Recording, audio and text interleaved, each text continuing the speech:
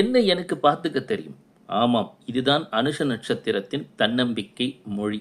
Georgia Maloney, இத்தாலிய பிரதம மந்திரி, கடக லக்னம், விருட்சக ராசி, அனுஷ நட்சத்திரம். நடப்பதோ சுக்கிர தசை, புதன் புத்தி. ஒரு உச்சகட்ட பதவியில் இருந்தாலும் மிகவும் எளிமையாக இனிமையாக பழகக்கூடியவர்.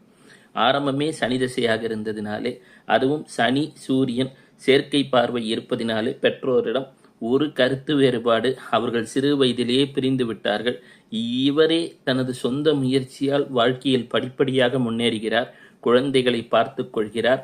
அதே போல உணவகங்களில் உணவு பரிமாறுகிறார். அதில் வரக்கூடிய பொருளை வைத்துக்கொண்டு தனது மொழியியல் படிப்பையும் தொடர்கிறார். அரசியலில் இறங்குகிறார்.